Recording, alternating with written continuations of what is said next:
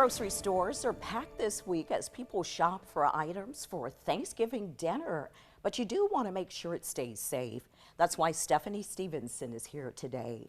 She's a family and consumer sciences agent with the North Carolina Cooperative Extension, Craven and Carteret counties. Hey, I'm seeing this fire over my shoulder. We want to prevent that. So walk us through some of the things people should keep in mind. We do know fires are very common, especially for this holiday. Yes, so actually turkey fires, I believe, are the #1 causes of fires during this time.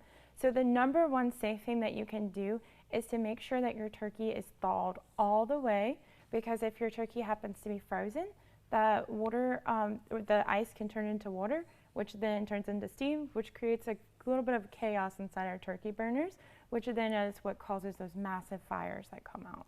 And we see a few ways on the screen to thaw the turkey. So if we're using cool water in the sink, what do we keep in mind? We want to change it every 30 minutes, and that's because we don't want the water to get too hot, because then it could cause bacteria to grow. We could do it in the microwave. That's going to be really hard. You're going to need a small turkey for that. And then you can cook it, but it's going to take 50% longer. The #1 way, though, is to just thaw it in our refrigerator. And you can do that overnight. How many hours are we talking about? So it's for every 5 pounds is 24 hours. So you need to get your turkey in there. We got to start soon. And put it on like the bottom row. Yes. Why is that especially important? So just in case there's any drippings from the packaging or anything like that, we don't want it to get on anything that we're not going to cook, such as like maybe if you were making a charcuterie board or something, we don't want to eat raw poultry juice. And speaking of that and keeping the salmonella at bay, when we're washing our hands, cross-contamination can become a concern. What do we keep in mind? Yeah, so we always want to have clean hands, a clean area, and all of, just in case we are to get any of that raw juice anywhere. We don't recommend to wash your chicken or wash your turkey, either poultry, just because it can sort of splatter and go other places. So we want to pat it dry if there's anything on it.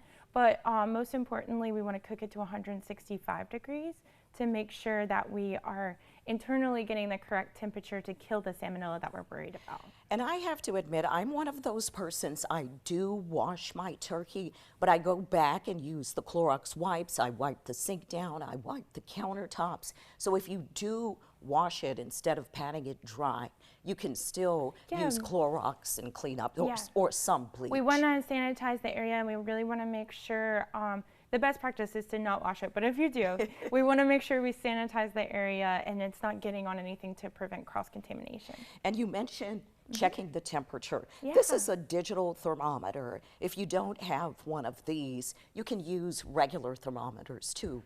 So we want to use a digital thermometer. A regular thermometer might not be able to penetrate as well. Accurate. Okay. Yes. Okay.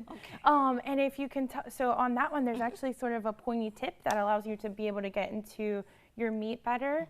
And we want to make sure that it's reaching that 165 and those thicker areas where we make sure it's cooked all the way. All right, the breast, the wing, thighs. 165. Yes, gotcha. 165. That's the most important thing. And we're going to be eating these leftovers for days, so containers, very important. What do we need to know about the leftovers? So we want to get them into the refrigerator as quick as possible. And we want to put them in these shallow containers so they cool fast. If we put them in like a really large container, it might be that a hot pocket forms in the middle and bacteria starts to grow. And we don't want to leave anything out after 4 hours. And how many days can we eat off this safely? So if your refrigerator is at 41 or below, which the way to tell is to have a refrigerator thermometer, we can actually keep them for 7 days, and then you can keep them in your freezer for a couple months to a year, depending on what you're freezing. Yes, turkey sandwiches, turkey soup, you name it. Yeah. Lots coming. Thanks for stopping by today, showing us what we need, how to have a great dinner, but also not end up in the ER.